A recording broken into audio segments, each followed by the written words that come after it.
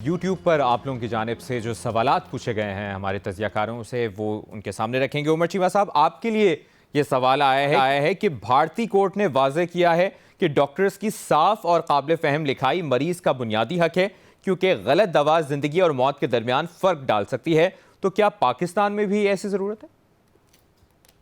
یعنی بہت زیادہ ضرورت ہے۔ مجھے تو آج تک کبھی ڈاکٹر کی لکھائی کی کوئی سمجھ نہیں لگی۔ ڈاکٹر سے نسخہ لکھواتے ہیں، پھر جا کے میڈیکل اسٹور والے کو دکھاتے ہیں کہ بھائی کیا لکھا ہوا ہے، تو وہی دے دیتا ہے۔ بلکہ میں سمجھتا ہوں کہ جو ڈاکٹر صاحب ہیں ان کی ایک پیشنٹ کاؤنسلنگ کی ٹریننگ ہونی چاہیے۔ وہ زیادہ تر باتیں اس طرح کرتے ہیں کہ جیسے وہ کسی پیشنٹ کے ساتھ نہیں کر رہے، وہ کسی ڈاکٹر کے ساتھ باتیں کر رہے ہیں، کہ پیشنٹ کو سمجھ نہیں لگتی۔ بعض کا ایسی کوئی میڈیکل ٹرمینالوجی استعمال کرتے ہیں، پیشنٹ جو ہے وہ اتنا گھبرایا ہوتا ہے کہ ڈاکٹر صاحب کی ناراض نہ ہو جائے کیونکہ میں ان کو زیادہ بات پوچھی، یا یہ ہے کہ شاید مجھے ہی سمجھ نہیں لگ رہی، جو ایک ہر دوسرے بندے کا جو ایک میڈیکل لٹریسی لیول میرے سے زیادہ ہے، مجھے نہیں سمجھ آ رہی۔ تو یہ ڈاکٹر صاحبان جو ہے نا، ان کو نہ صرف کہ نسخے جو ہیں ان کی جو لکھائی ہے وہ قابل مطالعہ ہونی چاہیے کہ ہم اس کو سمجھ پائیں، بلکہ اوور آل جو وہ کاؤنسلنگ کرتے ہیں یا جو بتاتے ہیں ان کو بھی یہ ذہن میں رکھنا چاہیے کہ وہ کسی ڈاکٹر کا علاج نہیں کر رہے، وہ ایک ایسے پیشنٹ کا علاج کر رہے ہیں جس کی کوئی میڈیکل کی بیک گراؤنڈ نہیں ہے۔ تو یہ بہت اچھا ہوا ہے، انڈیا میں ہوا ہے۔ ہمیں تو کبھی ہم نے سوچا نہیں تھا کہ ڈاکٹر صاحب جو ہیں کہ جو لکھتے ہیں اس پر کسی جگہ پہ کوئی اعتراض اٹھایا جا سکتا ہے، چلیں انڈیا میں کسی نے اٹھا دیا۔ یہ پریکٹس، یہ والا کلچر جو ہے پاکستان میں بھی متعارف کرانے کی ضرورت ہے۔ بالکل ٹھیک۔ ارشاد بھٹی صاحب، آپ کے لیے جو سوال آیا ہے یوٹیوب پر وہ آپ کے سامنے رکھتے ہیں۔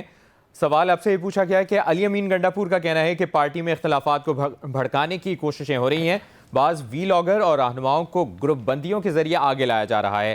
کہا علیمہ خان کو پارٹی سربراہ بنانے کی مہم چلائی جا رہی ہے۔ پی ٹی آئی میں مسلسل اندرونی اختلافات بانی پی ٹی آئی کے لیے فائدہ مند یا نقصان دہ؟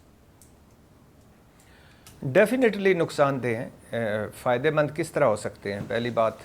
دوسری بات، بدقسمتی ہے کہ گو کہ اب عمران خان صاحب نے دونوں کو کہا ہے کہ آپ آئندہ سے آپ نے کوئی بیان بازی نہیں کرنی، اور کوارڈینیٹرز چینج کر دی ہیں انہوں نے، جو جیل سے لسٹ بناتے ہیں یا ملاقات کرواتے ہیں، اور علی امین گنڈا پور کو بھی بلوایا ہے انہوں نے۔ لیکن بات یہ ہے کہ اب علی امین گنڈا پور صاحب کو سمجھانا یا علیمہ خان صاحبہ کو سمجھانا کوئی اب اس عمر میں کوئی یہ اچھا لگتا ہے؟ یا پاکستان تحریک انصاف کے حالات کیا ہیں، عمران خان صاحب جیل میں ہیں، پارٹی پر کتنی مشکل ہے، اور یہ کس قسم کی گفتگو ہو رہی ہے؟ کس قسم کی گفتگو ہو رہی ہے جی؟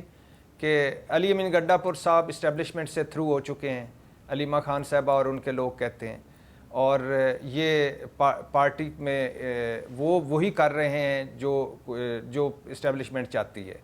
اور علی امین گنڈا پور صاحب کیا کہہ رہے ہیں کہ علیمہ خان صاحبہ اسٹیبلشمنٹ سے رابطے میں ہیں، اور یہ پارٹی کی چیئرمین بننا چاہتی ہیں، اور تمام سوشل میڈیا ان کے کنٹرول میں ہے۔ اب حیرانی کی بات یہ ہے کہ اب یعنی اگر اس سطح پر بھی ایک دوسرے کو انہوں نے مشکوک سمجھا ہوا ہے، تو باقی پھر ساری باتیں بعد کی باتیں ہیں۔ آپ کا فوکس پوائنٹ کیا ہونا چاہیے وہ ان کو کوئی نہیں پتہ، آپ کو اس وقت کیسے مل کر کام کرنا ہے وہ ان کو نہیں پتہ، یا بھول گئے ہیں، یا پتہ نہیں کیوں چاہتے ہیں یہ اس طرح کی باتیں۔ اور بہرحال یہ گروپ بندی اور یہ اس طرح کے بیانات صرف اسی وجہ سے پارٹی میں کوئی کریڈیبل نہیں رہا اس وقت، انفارچونیٹلی۔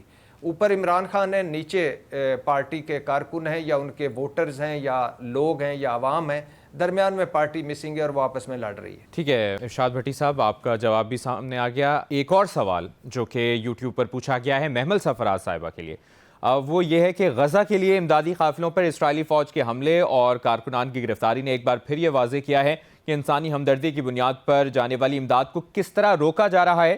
ایسے میں اسرائیلی رکاوٹوں کے باوجود امداد براہ راست متاثرین تک کیسے پہنچائی جائے؟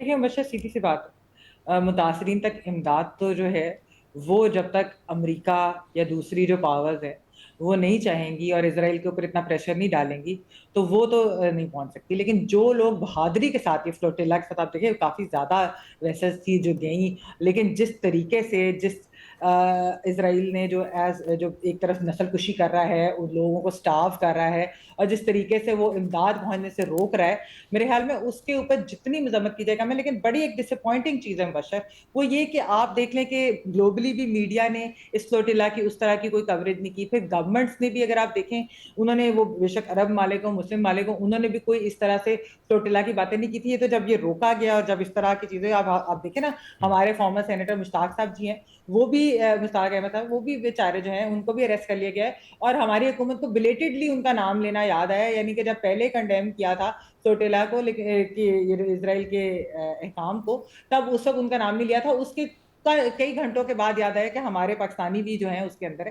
تو اوور آل اگر دیکھا جائے تو ہمیں ایک بڑا ڈس اپوائنٹنگ ہے دنیا کا ریئیکشن اس ساری چیز کے اوپر. یہ اتنے بہادر لوگ ہیں، اپنی جان خطرے میں ڈال کر جا رہے تھے اور جا کر امدادیں جا رہے تھے، ان کو جانے دیا جائے، اس سے بڑھ کر کچھ نہیں ہوگا.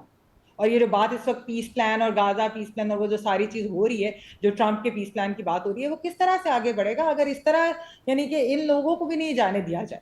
صحیح، ٹھیک ہے. اگلا سوال اعزاز یوٹیوب پر آپ سے پوچھا ہے، اور وہ پوچھا گیا ہے کہ بھارت کو ایک اور بڑا دھچکا، امریکہ کی چابہار بندرگاہ منصوبے پر پابندی نافذ العمل ہو گئی ہے. چابہار منصوبے پر امریکی پابندیوں کے نفاذ کے بعد اگر بھارتی ادارے اس منصوبے سے دستبردار نہیں ہوتے تو انہیں کن ممکنہ نتائج کا سامنا کرنا پڑ سکتا ہے؟ دیکھیے 1996 میں امریکہ میں ایک سینکشنز، ایران سینکشنز کے حوالے سے ایک قانون آیا تھا، بلکہ اوریجنلی یہ قانون تھا ایران اینڈ لیبیا سینکشنز. اس قانون کے تحت امریکہ کے پاس اس بات کا اختیار ہے کہ وہ ان تمام کمپنیوں اور ان تمام اداروں کے اوپر اور ان ملکوں کے اوپر بھی پابندی عائد کر سکتا ہے، ان کی کمپنیوں کے اوپر جو کسی بھی، یعنی کہ ان دونوں ممالک میں سے کسی ایک ملک، پرٹیکولرلی ایران کے حوالے سے بات ہو رہی ہے، ایران کے ساتھ کوئی کاروبار یا کوئی ٹرانزیکشنز کرتی ہیں.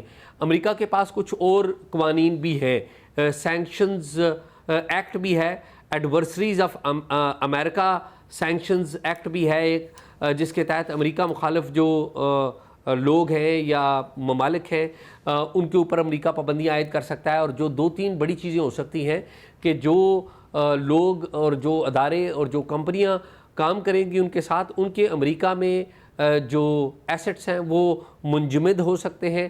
ساتھ ہی ساتھ جو بینکنگ ٹرانزیکشنز ہوتی ہے وہ نہیں کر سکتے یہ کمپنیاں اور یہ ممالک، بینکنگ ٹرانزیکشنز نہیں کر سکتے. ایران تو بینکنگ ٹرانزیکشنز آلریڈی نہیں کر پا رہا، لیکن اگر ہندوستان اور ہندوستان کی کچھ کمپنیاں، پرٹیکولرلی جو کمپنیاں ہیں وہ اس سینکشن کی زد میں آتی ہیں، تو ان کمپنیوں کے اوپر بھی پابندی لگ جائے گی کہ وہ بینکنگ جو چینلز ہیں، انٹرنیشنل بینکنگ چینلز، ان کو استعمال نہیں کر سکے. تو اور بھی بہت ساری پابندیاں ہیں جو عائد ہو سکتی ہیں، جن کا نقصان ہو سکتا ہے ہندوستان کو اور ان کمپنیوں کو جو کہ ہندوستان کی ہیں اور وہ چابہار کے لیے کام کر رہی ہیں.